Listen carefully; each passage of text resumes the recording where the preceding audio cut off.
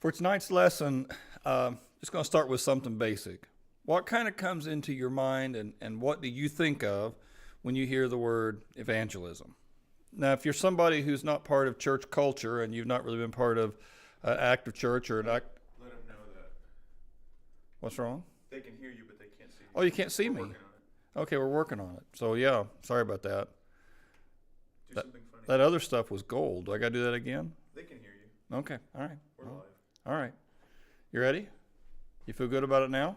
We'll see. Say a joke or something. I don't have any jokes except for, okay. I want you to think about, hopefully you can see me now. I want you to think about what comes to your mind when you hear the word evangelism. If you're not part of church culture, what you probably think of is something kind of negative. They did a survey a couple years ago, and they asked people, how much trust do you have in different career choices? And Evangelist, and in particular TV evangelist, finished just ahead of mob boss and drug dealer. But if you're in the church, if you're part of church culture, if you've been a Christian for some time, hopefully you have a little more of a positive feeling about it. Because most churches will say this is one of the main things they do. You know, most churches will say that we exist to reach people who don't know God. You know, we want to set up our programs and try to shift our preaching and maybe even our worship in a way that will attract people who don't know. We're going to encourage our people to invite their friends. Most churches would say this is something that they want to do, and it's something that they want to do very well. But what goes into your head when I apply it to you? You know, or maybe instead of saying evangelism, what if we just say evangelist, and you be one? You know, what goes on your head when that kind of thing happens? Well, for a lot of Christians, what they'll do is they'll say, well, that's not me. You know, that's not my gift. I don't have that talent. Because what you think of when you think of an evangelist is someone who preaches really powerfully and people just pour down the aisle every time they get up, or maybe somebody who every time they go on an airplane trip or a long business meeting with somebody, whoever they're sitting beside becomes a Christian, or somebody who goes door to door and just knocks on people's doors and shares their gospel story there, and people, the whole house is coming to Christ over and over again. And so when you think of this word, and especially when you think about applying it to yourself, a lot of Christians get pretty nervous, and they say, well, that's not me. You know, I do a lot of other things, and I help out the body in a lot of other ways, but I don't, that's not what I do. And really don't even feel that bad about it. Maybe sometimes there'll be a sermon or something or a lesson like this that kind of hits on it, and for just a moment there they feel kind of bad, but it goes away pretty fast. And the things that you'd have to do to be good at it, well, you never do those things. I mean, you don't memorize verses of Scripture. It might even be hard to write John 3:16 out on a piece of paper. You don't have that stuff ready to use because you don't intend to use it. You don't bring spiritual stuff up with your friends. You just don't do it. It's not that you don't want to somewhere deep down, and you're certainly willing, if they were to ever ask you a question, to answer it best you could, but it's just not something that you see as your problem. And yet the Bible talks about this really straight. Matthew chapter 28, this is the Great Commission, and it's so many words on one screen it maybe kind of just blurs together. But the gist of it is he tells his people to go make disciples. I want you to go make disciples of all nations. I want you to tell them about me. I want not just for you to introduce me to them, but help them become mature Christians. He promises to be with us until the very end, but this is our job to do. About himself, Jesus says that the Son of Man came to seek and save the lost. But then he says in another place, as the Father has sent me, I'm sending you. Jesus says, I was sent to seek and save the lost, and now I'm sending you to go seek and save the lost. Or again, to use those words in Matthew, to go out and make disciples, to help people who do not understand what it's all about to understand what it's all about, and not just to intellectually get it, but to start living that life. Now, as a church, because that's a high value, and because it really is a direct command of Christ, we should be nervous whenever we go through a stretch, honestly, a stretch like what we've had here over the last a couple of years, even with COVID and even a little bit before COVID, and we don't see a lot of people going into the baptismal. Now, we've had some baptisms now and again, but I mean, if you're not regularly seeing people make decisions for Christ, it ought to make you wonder if you're doing all that you could do.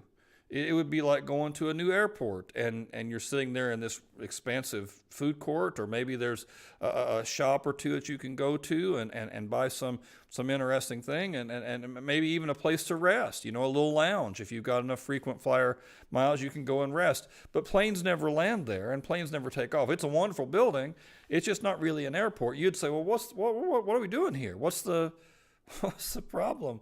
Or if you went to a hospital, in the hospital, the atrium was gigantic and easy to sit in and to meditate. They had a little chapel there in the hospital where you could go and think about the hard questions, like some park areas, different places where you could set out with your family and just for a minute get into the sunshine there and think. And it has a wonderful cafeteria, but patients never come.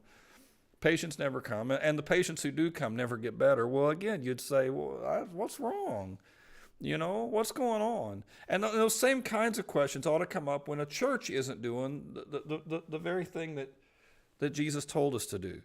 And you can't hand this to anybody else. I can't say, well, it's the elders' fault. If they would just budget for this or budget for that or allow me to do this or that, well then, and they can't point to me and say, well, it's Jeff's fault. If he just was preaching a little better sermon, we'd be seeing some things. Or we can't look at somebody else in the church. Well, it's your fault. It's all of our fault. We're all called to do this. It's not a commission given to just a few. It's given to anybody who chooses to follow after Jesus. So if you're one of those who have chosen to follow after Jesus, then this is for you. Now, a lot of Christians, when that really sinks in, will feel this little shiver in the back of their spine, for all the reasons we talked about earlier. Well, that's not my gift. Again, you picture yourself cold calling on houses and trying your best to share the gospel plan, and I'm just no good at that. You could put me on 1,000 planes, and none of the guys sitting beside me are ever going to hear it from me in a way that's going to make sense. I just can't do that. And you start thinking of ways to try to maybe get yourself out of it. Well, what I want to do tonight is talk about some different approaches to evangelism. Again, a commission like this, you can't really escape it. It's for all of us. But just because you're not good at one style, going house to house, knocking on doors, doesn't mean that you're not good at any of it. And there's lots of different ways to get this done. I'm indebted to a program called Contagious Christianity that Willow Creek used to put on, and maybe they still put it on. And I went through that coursework, and it really is solid, and it helps you think about a bigger approach here, and a lot of different ways to reach people. And I'm indebted to their outline of thought here as we get into this thing. He says, Mark Mittelberg, I think is the guy who actually wrote most of this. He says there's a confrontational approach, an intellectual approach, a testimonial approach, interpersonal and invitational, and then more of a service approach. And we're going to look at all those things and try to see maybe which ones of these might be for you. And as we go into this thing, I want you to think about, well, could I do that? Is that more my style? And if we get through the whole list and none of these are your style, then I'm going to ask you to go through the list again and and decide, well, if I had to pick one, I guess I'd pick this one or that one or whatever. I want you to push yourself a little here.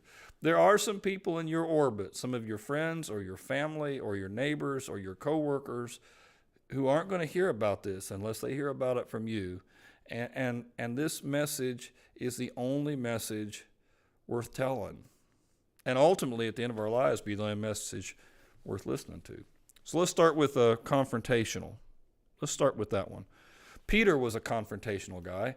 I mentioned this in the Easter sermon last week. He was preaching when he said this to the Pharisees and to some of the leaders of the Jewish nation. And they were people who had just 40 days before that, 50 days, a couple months before that, had put Jesus on a cross.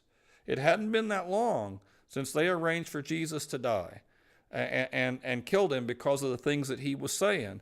Well, in Acts chapter 3, verse 15, Peter gets up and in front of a big crowd says, "You killed the author of life."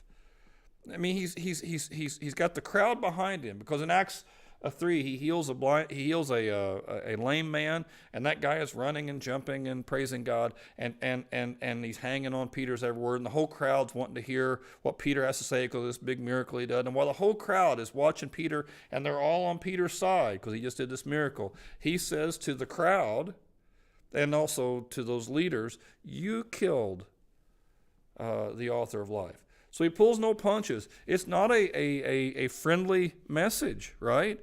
Some of the people who were listening to Peter say this were people who yelled out, "Crucify him," a couple months ago. And now to that crowd, "You killed the author of life, but God raised him from the dead, and we're witnesses of this." He's going to use this message to ultimately give an invitation to people to come and follow after Jesus. Now, Peter was constantly the kind of guy who could step into a situation and say maybe what everybody's thinking, but everybody was scared to say.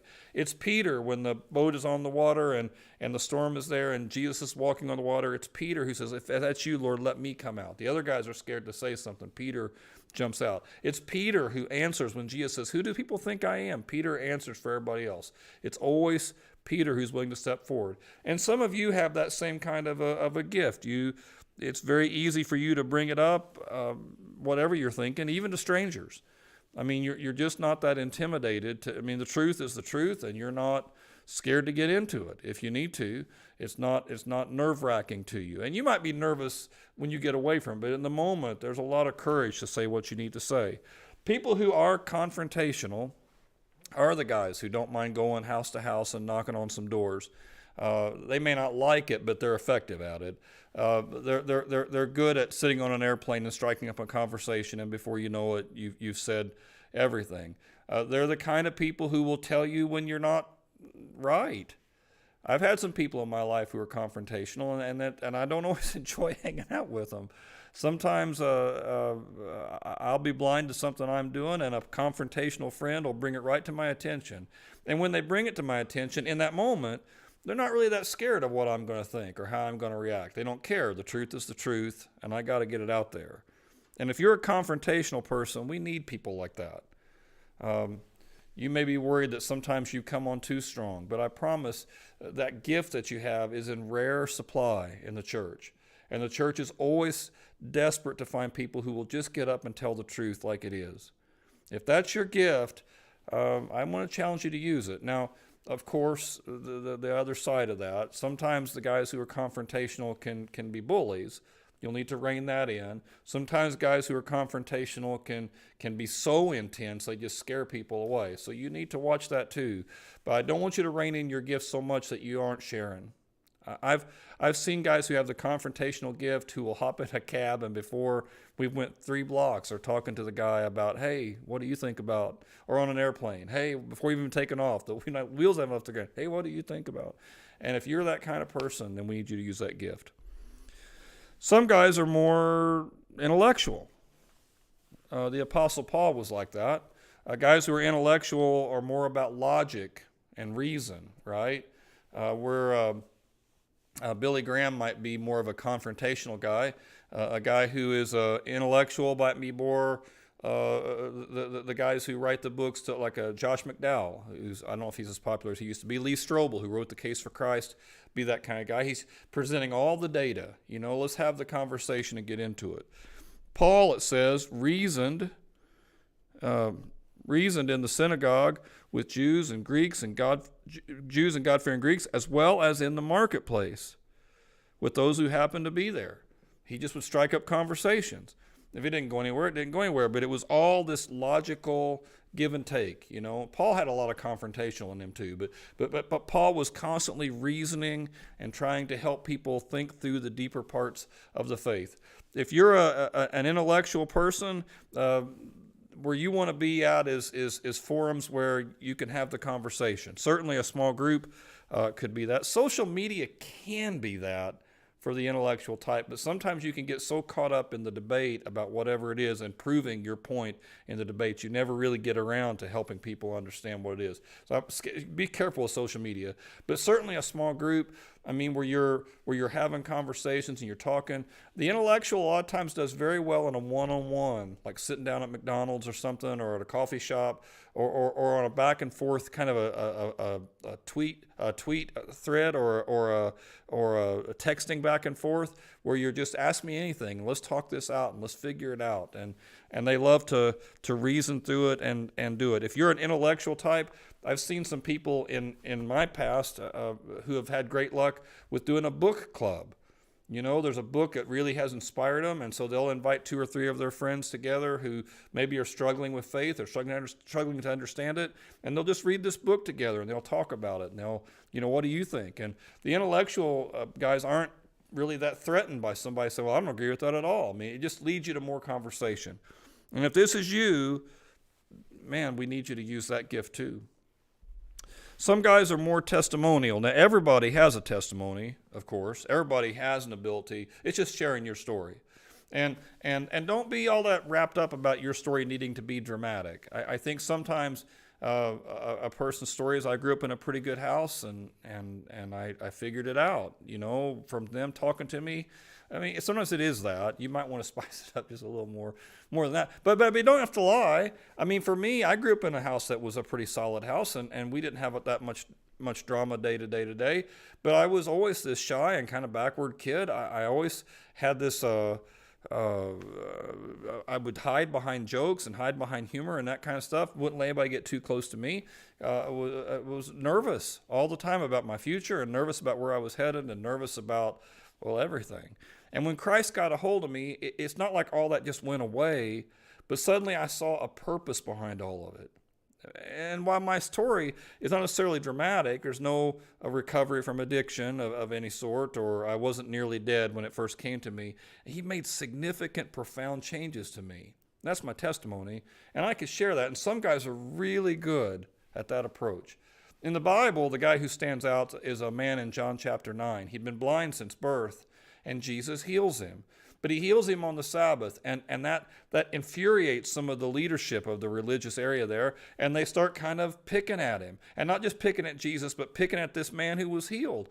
What they want the guy to say is, Jesus must really be a sinner, because you're right. He healed me, and I'm appreciative of that, but he healed me on Sabbath, so clearly he's a bad guy. What they're wanting him to do is kind of refute Jesus and reject him, and he just won't do it. In John chapter 9, verse 25, he finally says to those leaders, whether he's a sinner or not, I don't know. But one thing I do know, I was blind, and now I see. That's all a testimony has to be. For me, like I said, I was shy and nervous and backward, and now I push a little harder, and I have a lot more hope for my future, and I can see how God's taken it. I once was this, but now I'm that. Anybody can do it, but for some people, that's the lane you ought to be in. It's very easy to share your story. Whereas social media for the intellectual type is sometimes a bad way to go, social media for the testimonial type is really effective. You're not telling anybody to do anything. You're just sharing what Jesus has done for you.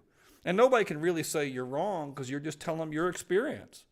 You're not trying to get in some big fact-based deal. I don't know. It's like the blind man. I don't know for sure all the different details about Jesus. He's hard to figure out. But here's what I do know. I used to be like this, and now I'm like this. One other thing with a testimonial approach, as you start figuring things out in your faith, you can share those new discoveries and those new things with other people. Now, not tell them every time you learn a new verse, but if a person decides to get baptized, I would invite any friend that you want to influence to come see your baptism. And they'll come. They really will. It's like a graduation ceremony. They may not know why they're coming. They may never have been to a baptism before. But if you invite them, they'll come. And share with them how God is moving in your life. Share with them how God is working on you. The testimonial approach, one-on-one, just sharing your story. Okay, interpersonal. Interpersonal is all relationships. The guy in the Bible who stands out to me there is Matthew. When Matthew first became a Christian, all of his friends were bad people. They were all tax collectors. They were all a mess. And so Jesus went and had dinner with him. And Matthew invited all of his tax collector and sinner friends.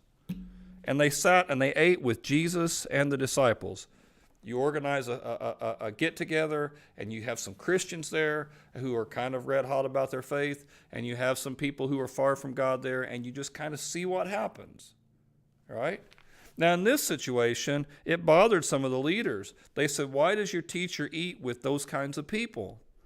And Jesus heard it and said, it's not the healthy that need a doctor, but the sick. I've not come to call righteous, but sinners. Jesus liked hanging out with the unreligious crowd. Jesus was fun to hang out with for the unreligious crowd. And sometimes just getting a social group together can be pretty powerful. Some of you guys rock at this. If I host a party, people may or may not come. But even if they come, a lot of times I want to hide in a corner and just drink my Coke quietly while everybody is dancing around. But some of you guys are great at it. You'll invite a party and 300 people will show up because you're so awesome and you're so much fun. And if that's you, then man, you should do that. Have a group get together, invite some people who you know are red hot about their faith, invite some people maybe who are just seeking, and just put them in the same place together and see what happens. You want to take advantage if this is your style of church social stuff. And you probably want to encourage the church to do more social stuff where you can bring your friends. We just did an Easter egg hunt. That's a great thing for a person who has an interpersonal gift. You invite the other kids over and the other families over, and you just do an Easter egg hunt. Everybody likes Easter egg hunts. And maybe something happens. Maybe they hear something in the story, or maybe you can have a conversation about why we're doing this as a church. People who are good at this need to be getting to know their neighbors real well. Actually, every Christian does, but for sure, if you're good at this, get to know your neighbors and invite them to your house. Have a barbecue. Just get to talk to some people. And again, try to sprinkle that crowd with people who know the Lord and with some who maybe don't know as much. And again, you're not going to have to preach to them. Just see what happens. If you can tilt a conversation to something spiritual, by all means. But a lot of times just getting everybody together in one place can be effective. And it can be powerful. Some people are invitational. Just means that you're good at inviting. The guy in the Bible who stands out for that is Andrew. It says that Andrew, who was Simon Peter's brother, was one of the two who heard what John had said, and he followed Jesus. And the first thing that Andrew did was find his brother Simon and tell him, I found the Messiah. The first thing he did was invite someone else. Andrew does that a couple other times in the Gospels, where people will come to him to find Jesus, and he takes them there. He's always making the introduction. And if you're more of an invitational person, this is what you want to do. You just want to invite people to come to a place where they're going to hear about Jesus. You want to take advantage of the church in that regard. You want to kind of keep up on what the sermons are going to be in the future. Lori sends out a thing every week and just kind of lets you know what's coming up on the sermons, and you want to see what that is. And if you've got a friend who you think might need to hear that, you make sometimes we'll do a financial peace class in our church. If you know somebody who could use that kind of information, well, then you set them up, and you invite people. If you're an invitational person and you've got a little guy and we're doing a baby dedication in a few weeks, you're going to want to make sure you invite your friends to come see your little guy at the baby dedication, and you're good at it. People who are good at invitational, they need to be sending out cards and little email invitations, because it's just natural for you to do it. Hey, we're going to do this thing, come go with us. Hey, we're going to go do this thing, come hang out with us, and just see what happens. People who have an invitational gift ought to be doing, keeping up with what Julia's doing with the kids.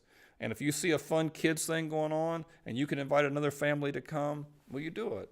We did a pool thing a few weeks ago when it was still cold, but not cool at the Salvation Army pool and at the indoor pool there. And if you could invite friends to that, or later Vacation Bible School or something like that, and you invite some other kids there, and who knows what happens next. You're using the church as a team with you to get something done. And some of you are really good at that kind of thing and should use it. One last thing, service. Some people are just naturally talented at serving. It's just very easy for you to do good things for other people. And in the middle of doing those good things, sometimes it comes up. Why are you being so good to me? Or why are you're the nicest guy I know. Why are you doing it? And sometimes they won't ask, but you've earned credibility with them because you've been there for them. You've taken care of them, and you've helped out. There was a lady in Acts 9 named Tabitha. Tabitha in Greek, Dorcas, in the Hebrew, which may be why she went to Tabitha, because Dorcas is kind of an unfortunate name. But she was really good at that sort of thing. And it mentions that she had passed away. And when she died, the people invited Peter. They said, "You got to come and do something. She's so sick, and then even when she died, you got to come and bring her back. You got to do something." And Peter went with him, and when he arrived, he was taken upstairs to the room. All the widows stood around him, crying and showing him the robes and other clothing that Dorcas had made while she was still with him. I mean, look at all the good that this woman's done. I mean, when she died, I mean, people were in tears. How are we going to get by without her? She's just the best person that we know. And some of you are naturally talented at that sort of thing. It's very easy for you to make a meal for somebody. You think of it quickly. I don't. I'm kind of embarrassed by that, but I don't sometimes. But other people do. You quickly think, well, I should go mow their yard, or I should go see if they need help with their groceries. It's not hard for you to think that way. It's natural for you to think that way. In the same way, right, that we all have different spiritual gifts, in the same way that we all have different talents, this may be your talent, and you're just naturally good at it. We've been kind of exploring different ways as a church that we can help the community. If you're a service person, that ought to be lighting up lights in your head, whether it's about making beds for kids who don't have beds, or getting meals to people who don't have enough to eat, or making sure that we provide a place to stay for somebody who might be in just terrible straits. If that's your gift, you'll find ways to use it and to give of yourself, and to give of your money, and to give of your time. And you'll find yourself having an ability to really make a difference with other people as you use your skills. Okay, so all these approaches here, right? What I want you to do is to think about which one may be you.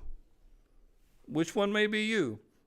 Are you more of a confrontational person, or are you more of a logic and reason person? Do you like to invite? Is that something you think about, or you never think? Are you more of a server? It's easy for you to do good things. It's not enough to do the good things. You're using that as a way to open a door to where you can one day maybe have that conversation. And you're going to have earned the right to have the conversation because you've invested first. I want you to think about which one of these things might be you. And then as you think about that, and as you get that in your head, I want you to, again, maybe even tonight, think about who you need to be speaking to about Jesus. This is our commission. It's what he's asked us to do.